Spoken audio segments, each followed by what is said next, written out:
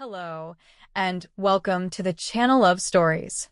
Dear listeners, before we start the story, please subscribe to the channel and give this video a like and share in the comments where you are from. Thank you. Here we go. I missed the train by 42 seconds. That's not a poetic exaggeration. I had my suitcase in one hand and a croissant I regretted buying in the other. I saw the digital clock flash 9:06 as the train hissed and clicked into motion. I shouted, waved, and probably looked like a tragic character in a black and white film, standing there on the Vienna platform as my perfectly timed escape rolled out of reach. Seriously? I groaned, my breath fogging in the crisp morning air. A group of tourists walked past me, chattering in Italian. A conductor gave me a half-sympathetic shrug. I dropped my suitcase and sat on the nearest bench, equal parts annoyed and embarrassed. ID planned this trip with obsessive precision, a way to escape, regroup, breathe again after a breakup that had dismantled me piece by piece. And then she laughed. It was soft, like the sound of paper turning in a quiet room. Amused, but not unkind. "You missed it too?" she asked.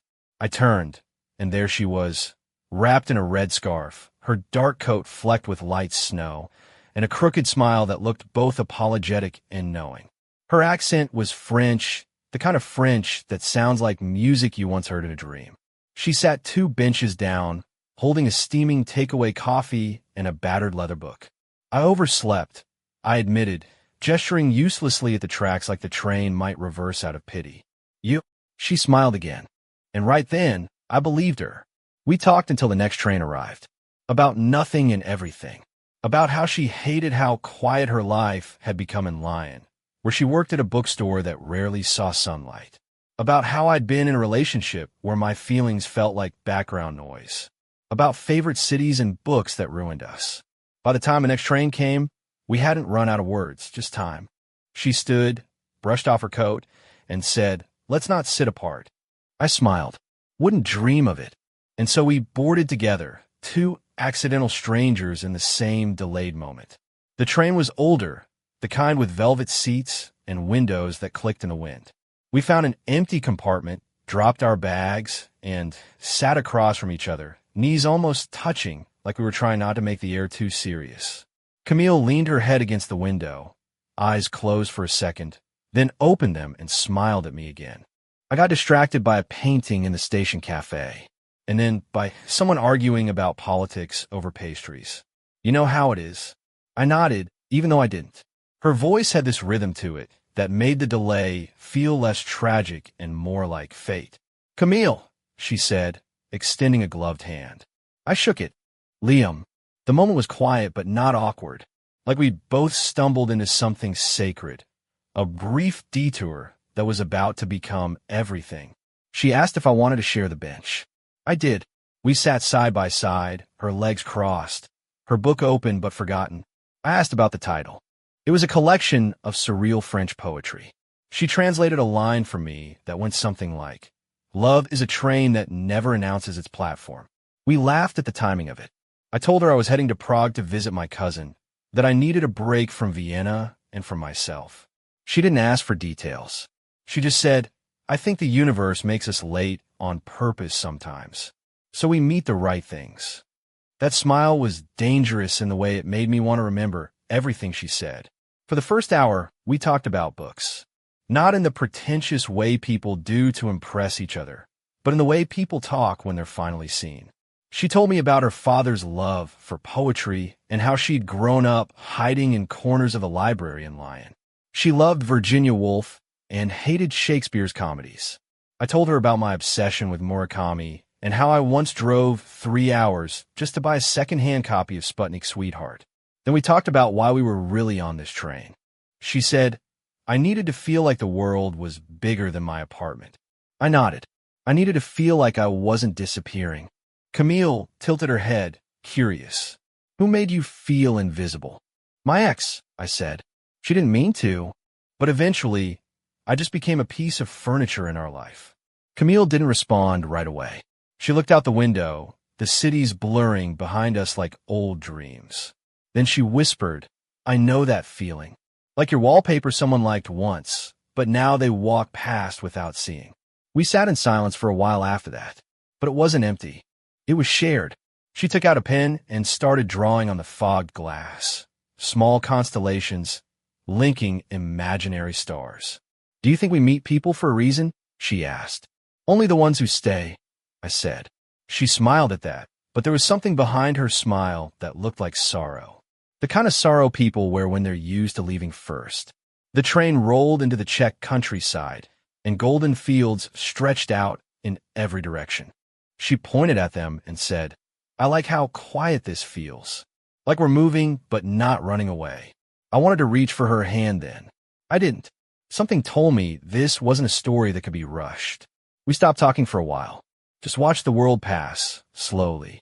By the time Prague came into view, something had shifted. There was a tether now, not made of words or touches, but of something else. She asked if I'd walk her to her hostel. I said yes before she finished the sentence. And then she said it, soft, nervous. "But you have to promise not to fall in love with me." I looked at her. I didn't promise.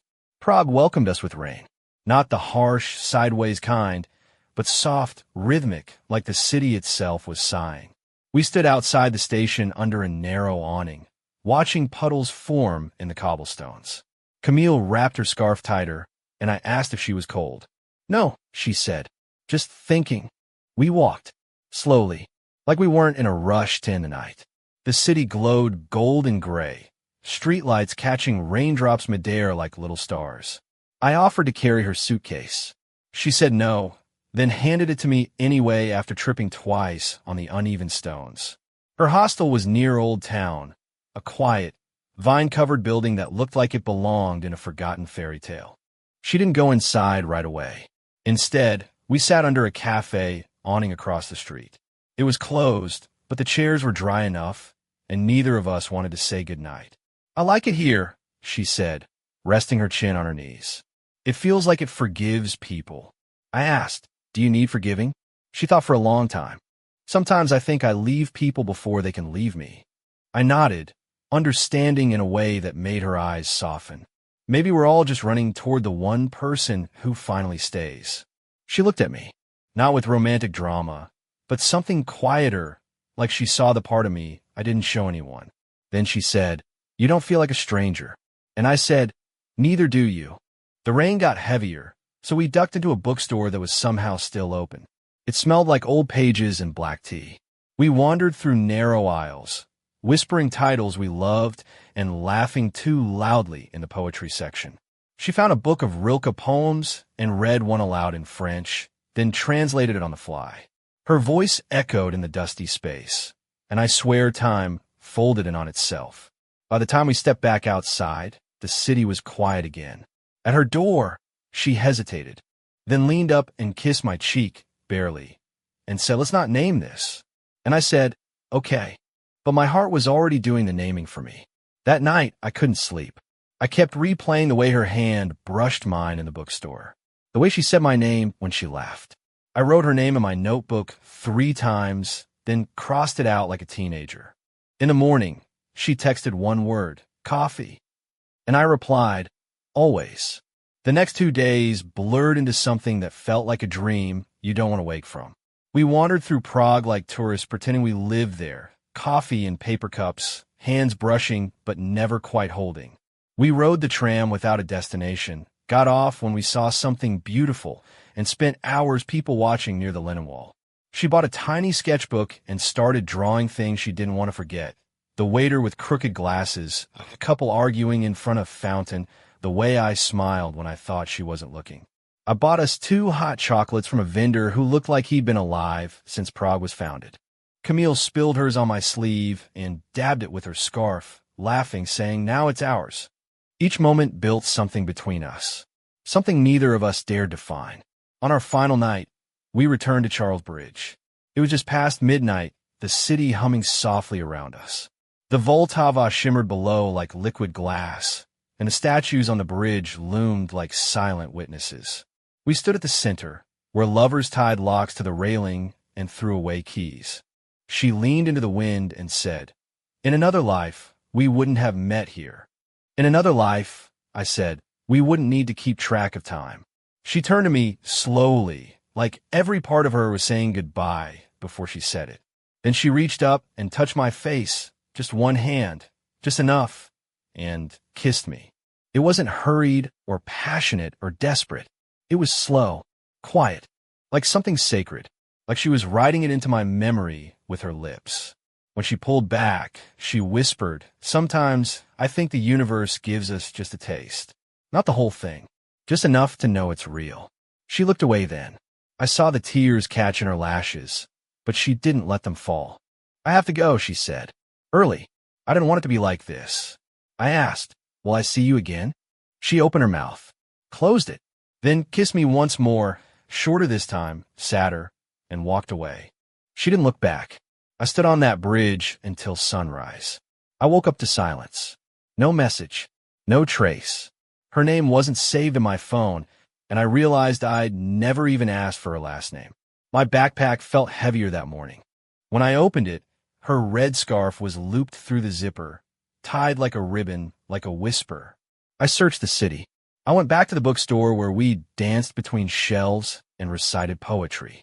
The owner remembered her, French, always reading the spines like they talked back, but said she'd left early that morning. No forwarding address. I tried every hostel in Old Town. I wandered alleys, cafes, even the benches at the train station. But the city that had felt like ours now swallowed her up like she'd never existed. Back at my cousin's flat, I sat on the floor, holding her scarf, wondering if I'd made it all up, if maybe I'd dreamed her in some beautiful fever of escape and longing. But the taste of her kiss still lived on my lips. Her laugh echoed in every quiet. I stayed another day, then another, but she never came back. Before I left Prague, I walked across Charles Bridge one last time. I traced the spot where we'd stood, where we'd kissed, where she told me about the universe giving us just a taste. And I whispered into the wind, "If you're still out there, please remember me." Then I tied her scarf to the railing, not as a goodbye, but as a beacon. Back in Vienna, the city felt too sharp. Every tram seat felt like a place she should be. Every raindrop was a ghost of her laugh. I'd left with memories, but no way to reach her. She had become a story I told only to myself. And that was the cruelest kind of love, the one no one else saw, but you lived with every day. I tried moving on, dated a girl from my office. She was kind, funny, beautiful, and I barely made it through 3 dates before realizing I was comparing her to someone who left before sunrise. One night, I went to a concert alone, chamber music in a candlelit church, and just as the cello began, soft, haunting, I thought of Camille's voice saying she'd once loved a cello player. I closed my eyes, and for a moment I was back on the train, her knee brushing mine. I opened my eyes, and she wasn't there. Of course not. Weeks passed. The city thawed into spring. I started a new routine, forced myself to live forward, not backward. But every now and then I'd wake up at 9:06 a.m., sharp, heart racing, like my body still believed I was late for something that mattered. The scarf stayed tied to my bedroom door. I couldn't put it away. Not yet. And then one afternoon, I thought I saw her on the tram. The same coat, the same hair, the same tilt of her head as she looked out the window. I got off at the next stop and ran 3 blocks back, weaving through tourists and street musicians and bicycles. It wasn't her. The girl looked at me, startled. I just apologized and walked away. That night, I dreamed of trains that only ran once, of stations that changed shape, of kissing her under a constellation she drew with her finger on the glass. And when I woke up, I started writing. I filled a notebook, page after page of words I'd never say out loud. Not because I didn't mean them, but because there was no address to send them to. Dear Camille, I began every time. Today I found a bookstore that smelled like cinnamon and dust. I waited for you between the shelves. I passed a girl with a red scarf. I followed her for half a block before my heart caught up with my head. I heard someone laugh in the cafe. I looked up before I even realized what I was listening for. I wrote her stories about people she'd never meet, places we never went, feelings that grew like vines inside my chest. I described the way the scarf still smelled faintly like her shampoo, the way every poem now sounded like a memory. And sometimes I'd write only a line. You changed everything, and you didn't even leave a number. I kept the notebook in a drawer I never opened when people came over. It felt too sacred to share, like a living grief stitched from hope and silence. One rainy evening, I took the notebook and sat in the park where we'd once eaten pastries under a statue of a man neither of us knew the name of. I flipped to a blank page and wrote, "If I ever see you again, I won't let the moment pass." Then I closed it and booked a ticket to Prague. Prague in autumn felt like a postcard kiss by time. The streets were the same, but I wasn't. I walked them like I was tracing my own echo, back to the bookstore, the cafe near her hostel, the cobbled path leading to Charles Bridge. Everything looked faded, yet familiar, like the past hadn't left, just quietly waited for me. I sat on the same bench outside the station where we'd first met. My fingers tapped a rhythm on my knee as the crowd shifted and passed.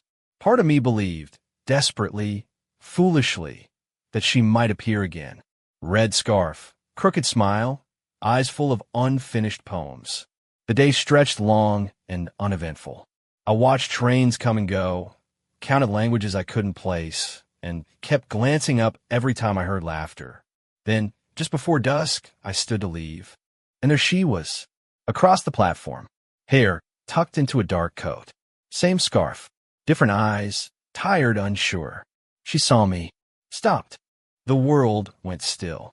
And then she ran, not away, toward me. She crossed the platform like a scene from a movie I never believed could be mine. We met in the middle, almost colliding. She was crying, laughing, holding my face like she didn't trust it was real. "I almost didn't come today," she whispered. "Me neither," I said, breathless. She pulled back just enough to look at me, eyes wide with everything we never said. "Why did you come?" she asked. "Because I couldn't keep pretending it was just a memory." We sat on that bench again, side by side, knees touching. She told me she'd returned to Prague 5 times, always hoping. That she left the scarf on purpose. That she thought maybe the universe wasn't cruel, just testing us. "I thought if I gave it space," she said, "maybe we'd find the same place again." And we had. The sun dipped behind the skyline as we walked together, slower this time, like we were carrying something fragile between us. She didn't let go of my hand. I didn't let go of her eyes.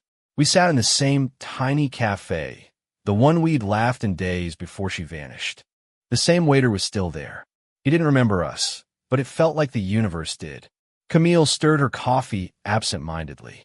"I came back to the bridge a month after I left. You were gone, but your scarf was still there.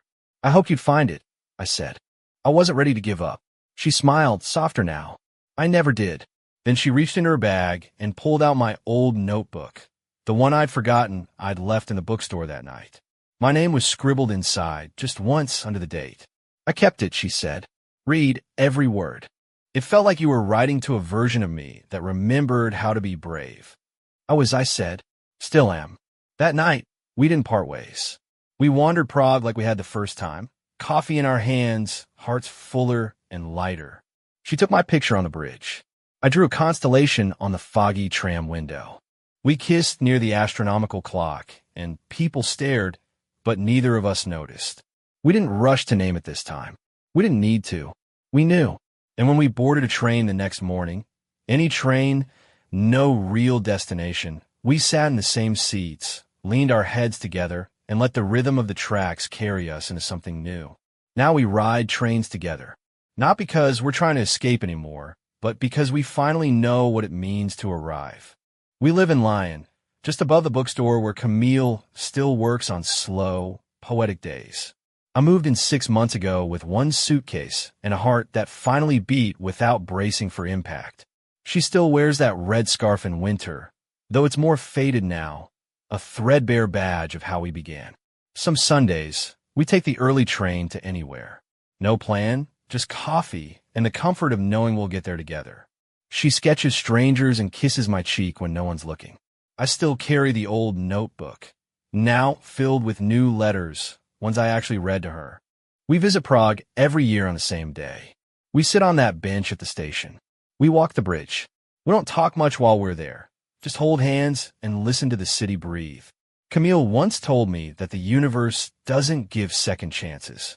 It gives reminders, she said. Soft nudges. Train delays. Scarves left behind. But we both know better now. Because love, the real kind, doesn't vanish when a door closes too soon. It lingers. It circles back. It shows up at the platform just when you're about to give up. So yes, I missed the train by 42 seconds that day. But I found the rest of my life with her. And this time, we didn't miss it.